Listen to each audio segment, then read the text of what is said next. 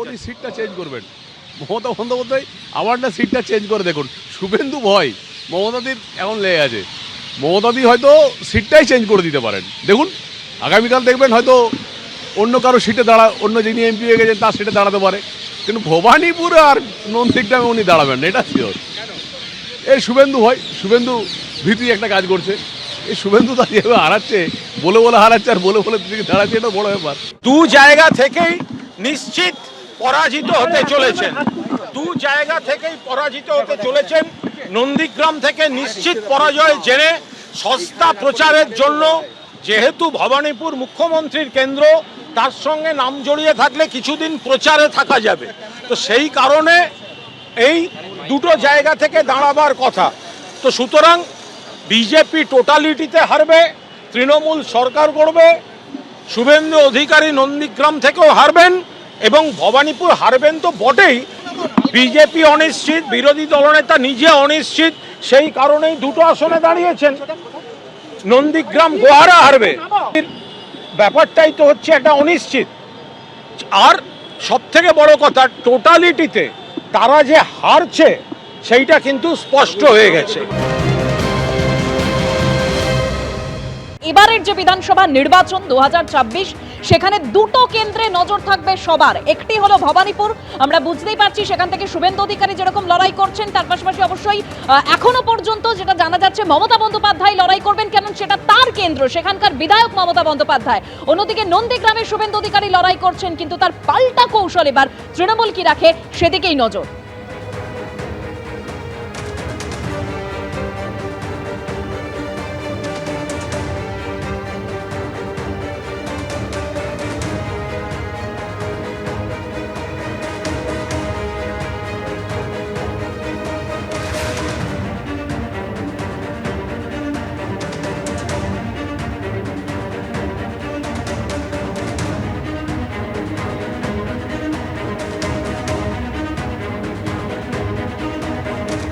2026-এর বিধানসভা নির্বাচনের আজ প্রার্থী তালিকা ঘোষণা করেছে বিজেপি। 144টি কেন্দ্রের বিজেপির প্রার্থীর ঘোষণা, যেখানে বিজেপির প্রথম দফার প্রার্থী তালিকায় 41 জন বর্তমান বিধায়ক রয়েছে, অর্থাৎ সিটিং এমএলএ রয়েছেন।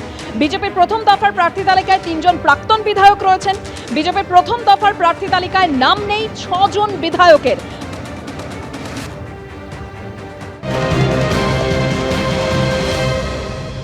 পশ্চিমবঙ্গের বিধানসভা নির্বাচন এবং যার প্রার্থী তালিকা আজ প্রকাশ করেছে বিজেপি, যেখানে সবথেকে বড় গুরুত্বপূর্ণ যে জায়গা তা হলো ভবানীপুর এবং নন্দীগ্রাম।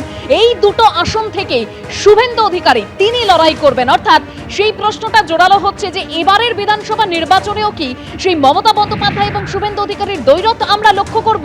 এখনো পর্যন্ত তৃণমূলের তরফে প্রার্থী তালিকা ঘোষণা করা হয়নি, তবে বিজেপি যে প্রার্থী তালিকা ঘোষণা করেছে আবারও আপনাদের সামনে তুলে ধরবো। ভবানীপুর কেন্দ্র থেকেও শুভেন্দু অধিকারী লড়াই করছেন বিজেপির প্রতীকে, নন্দীগ্রাম থেকেও শুভেন্দু অধিকারী তিনি লড়াই করছেন। ভবানীপুর মানে আমরা জানি মমতা বন্দ্যোপাধ্যায়ের কেন্দ্র, কারণ 2021-এর বিধানসভা নির্বাচনে মমতা বন্দ্যোপাধ্যায় তিনি নন্দীগ্রাম থেকে লড়াই করেছিলেন, কিন্তু সেখানে তিনি শুভেন্দু অধিকারীর কাছে হেরে যান। তারপর তিনি আবার ভবানীপুর কেন্দ্রে দাঁড়ান, সেখান থেকে তিনি জিতে বিধায়ক হন এবং তারপর তিনি মুখ্যমন্ত্রী হিসেবে শপথ গ্রহণ করেন। আর সেই দ্বৈরথ কি এবারের বিধানসভা নির্বাচনেও আমরা দেখতে পারি? এটা সময়ই বলবে, কারণ বারবার এই ভবানীপুর কেন্দ্র প্রসঙ্গে শুভেন্দু অধিকারী তিনি বলে এসেছেন যে নন্দীগ্রামেও হারাবো, ভবানীপুরেও হারাবো।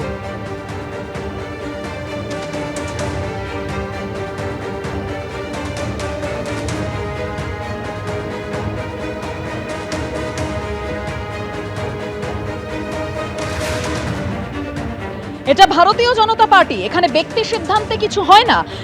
দল বললে দাঁড়াবো, না বললে ঠিক আছে, আমাকে জিজ্ঞেস করলে বলবো নন্দীগ্রাম, লড়তে হলে নন্দীগ্রাম রেখে অন্য কিছু ভাবতে পারি। গতকালই মন্তব্য করেছিলেন বিরোধী দলনেতা শুভেন্দু অধিকারী। আমার ভাবার কিছু নেই, ভারতীয় জনতা পার্টিতে ইন্ডিভিজুয়াল হয় না, এটা পিসি ভাইপোর পার্টি নয়, এখানে ব্যক্তি সিদ্ধান্ত হয় না, এখানে সমষ্টিগত সিদ্ধান্ত হয়।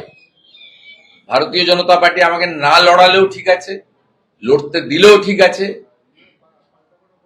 আর আমাকে জিজ্ঞেস করলে আমি বলবো আমি নন্দীগ্রামেই লড়বো। তারপরে বিজেপি যদি বলে এটা করতে হবে ওটা করতে হবে, তাই হবে। নন্দীগ্রাম আমার ভদ্রাসন এবং আত্মিক সম্পর্ক। আমাকে যদি লড়তেই হয় নন্দীগ্রাম রেখে আমি অন্য কিছু ভাবতে পারি, সেটা আমি আমার অধিকার আছে বলার, দলের কাছে আমি বলেছি, বলবো অবশ্যই। নন্দীগ্রাম নিয়ে কোনো দ্বিমত। এবিপি আনন্দ, এগিয়ে থাকে, এগিয়ে রাখে।